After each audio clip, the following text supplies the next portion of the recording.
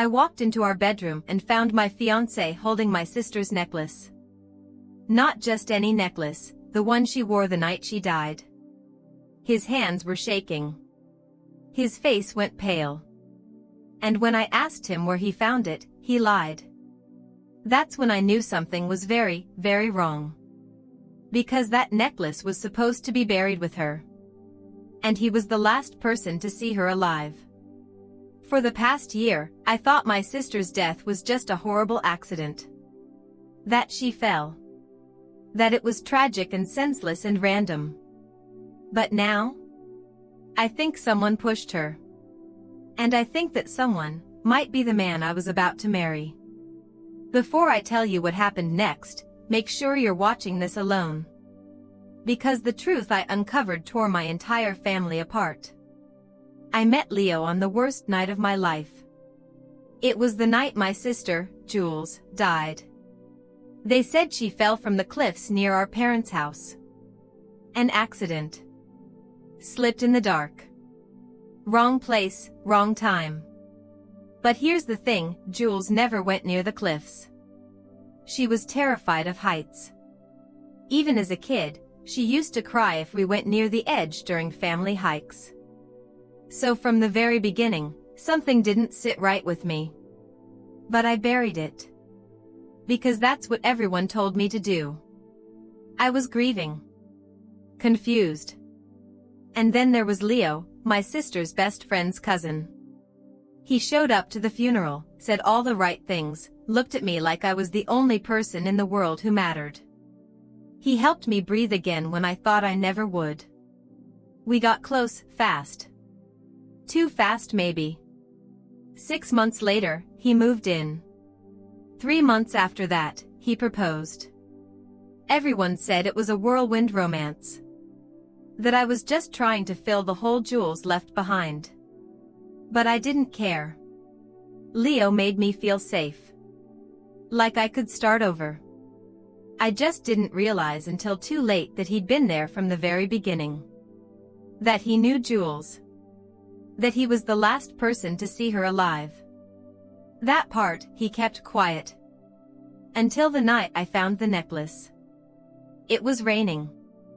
I came home early from dinner with my mom because she wouldn't stop crying over wedding details, and honestly, I just couldn't handle her grief on top of mine. I walked into the house and heard nothing. No music. No TV. Just the hum of the fridge and the distant rattle of thunder outside. Then I saw the light under the bedroom door. Leo was sitting on the bed, holding something in his hand. At first, I thought it was just his watch or some old photo, but when I stepped closer, my entire body went cold. It was her necklace. A delicate silver chain with a tiny sapphire in the center. Jules never took it off. It was a gift from our dad. She wore it the night she died. And I watched them bury her with it. So how the hell was Leo holding it in our bedroom? He looked up, startled. Dropped it like it burned him. Where did you get that? I asked, my voice barely a whisper. He didn't answer right away. I found it, he said eventually. In the attic. Maybe your mom packed it by mistake after the funeral. Lie. I knew it immediately. My mom never packed anything from Jules' room. She couldn't bring herself to touch a single thing. And the attic? No one had been up there since the flood last year. The stairs were still warped and broken. I didn't press him that night. I couldn't. My chest was tight, my mind spinning. So I nodded, pretended to accept it, and left the room. But from that moment on, I started watching him. And that's when everything began to unravel. The next morning, I checked the attic myself. Nothing. Just dust and old boxes of Christmas ornaments. Then I went through Leo's drawers. His closet. His gym bag.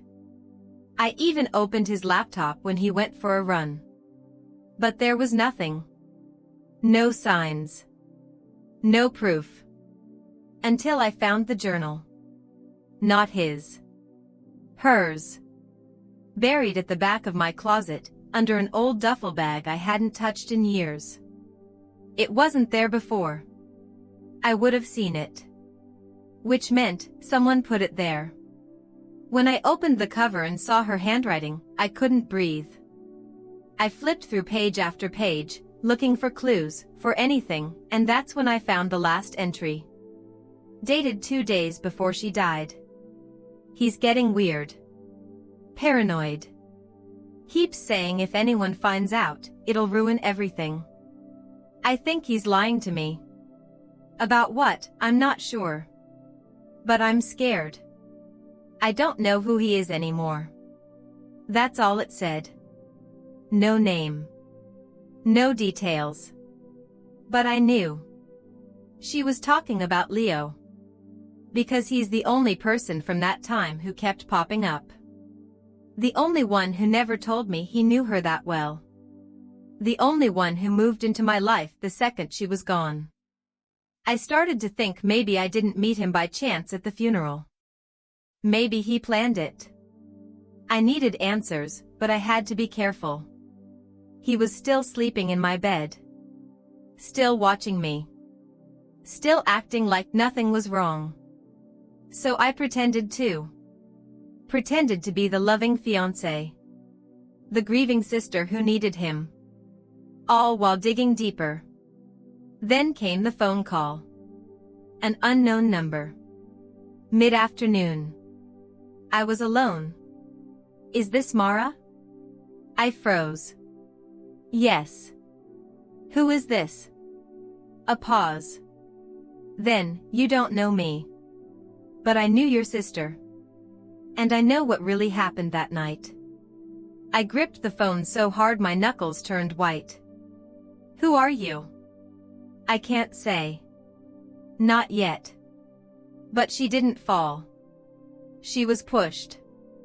And the person who did it is in your house. Click. They hung up. I stood there, staring at my reflection in the hallway mirror, trying to convince myself I hadn't just imagined the whole thing. But deep down, I knew I didn't. Leo had something to do with Jules' death.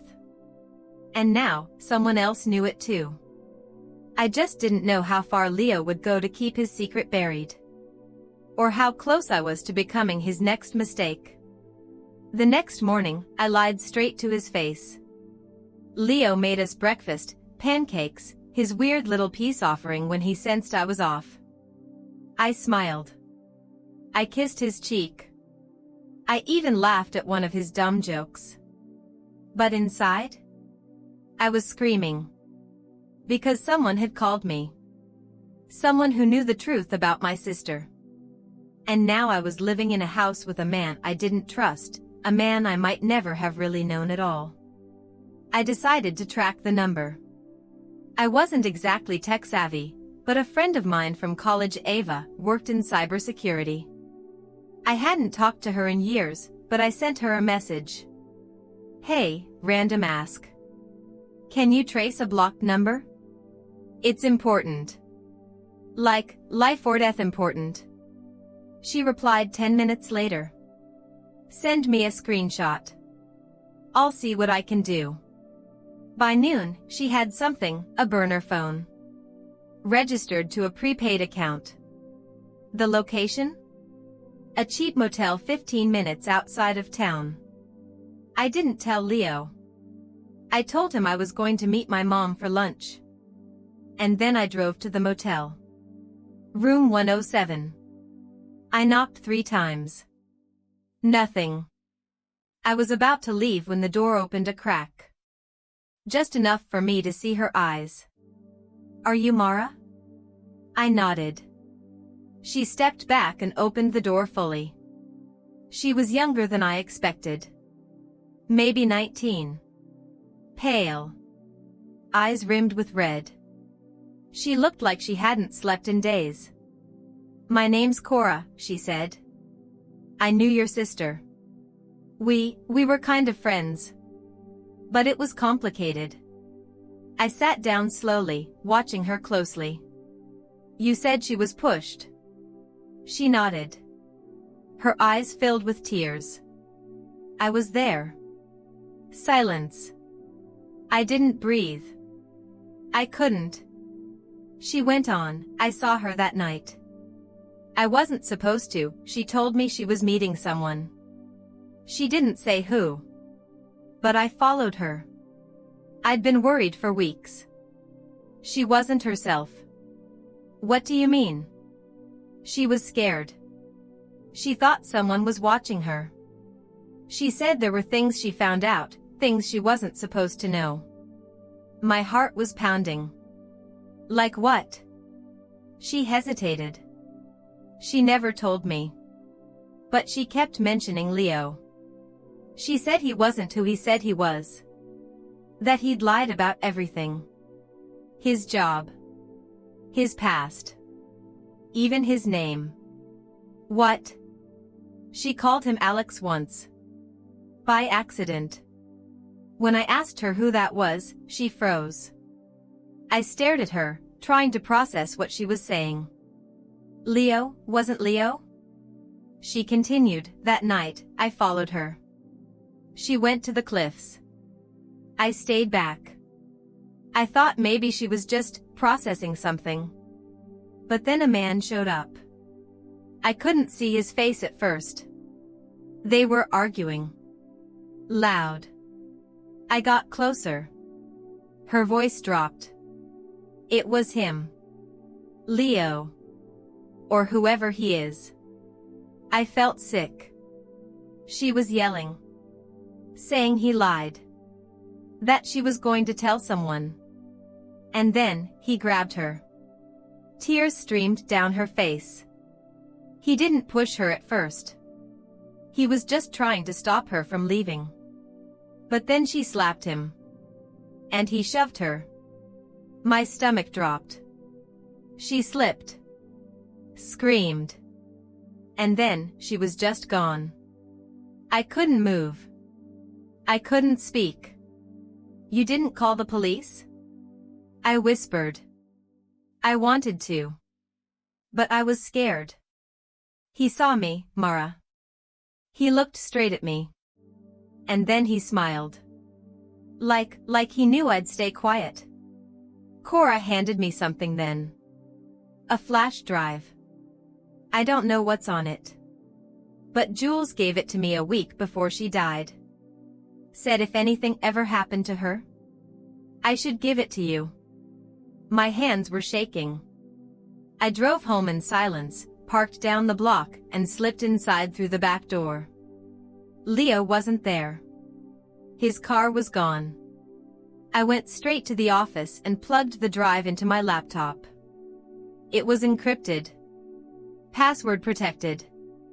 I tried every variation of Jules' birthday, our dog's name, her favorite band, nothing worked.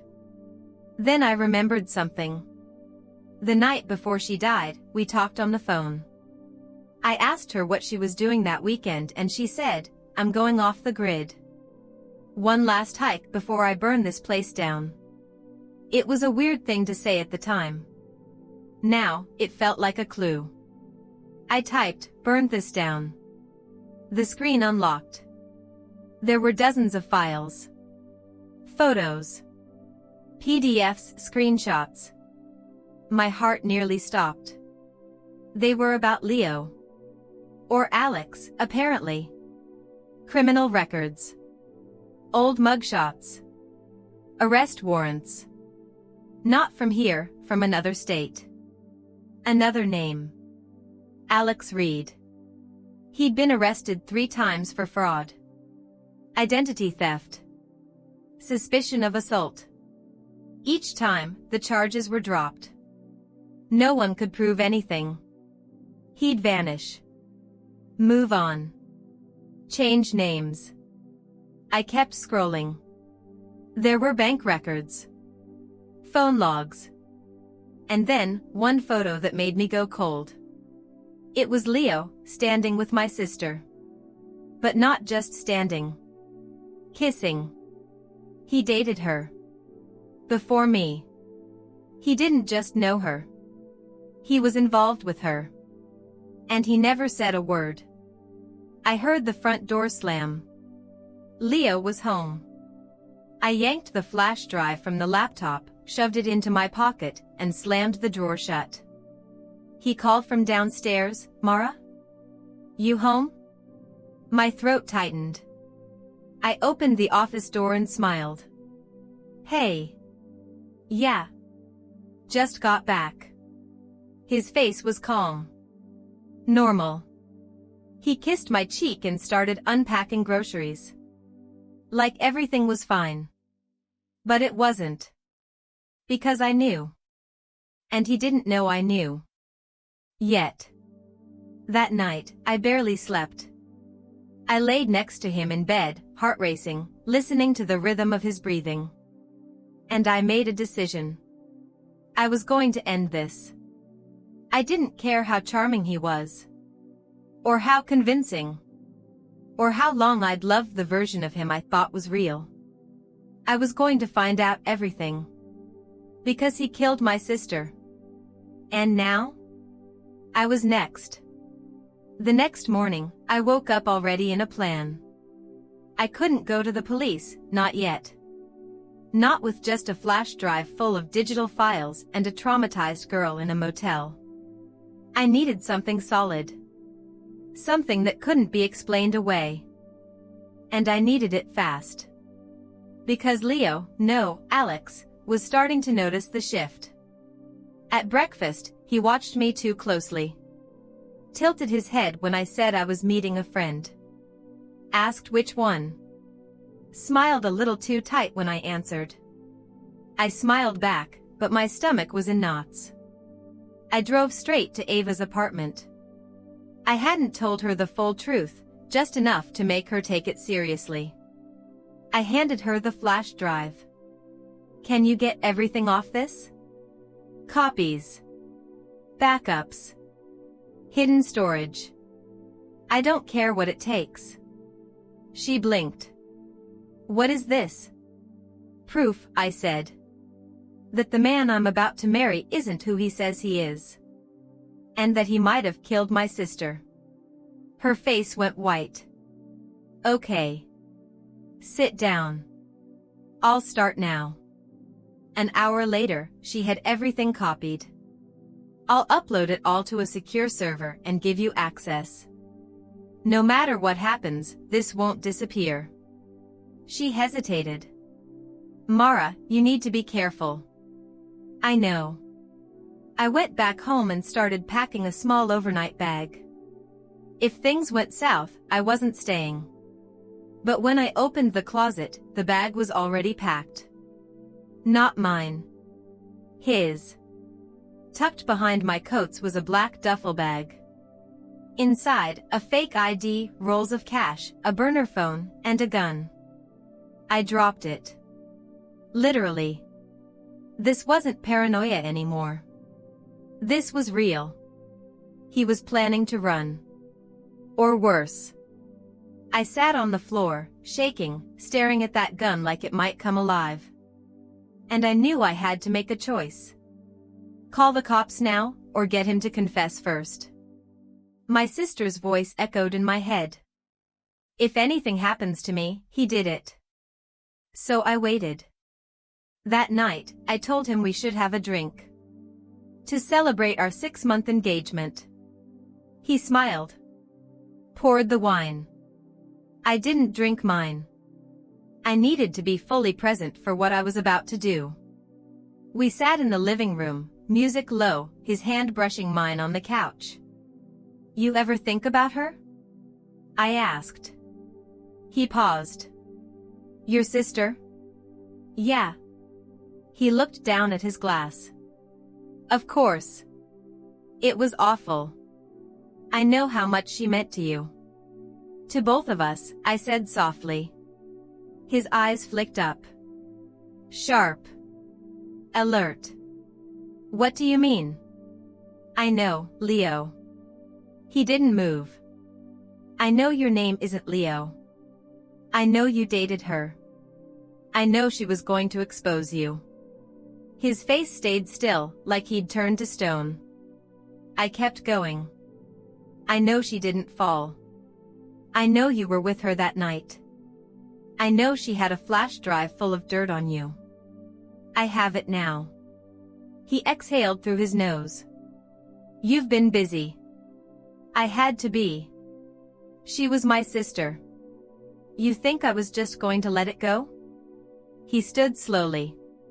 Not angry. Not even surprised. Almost impressed. I was wondering when you'd figure it out. I stood too.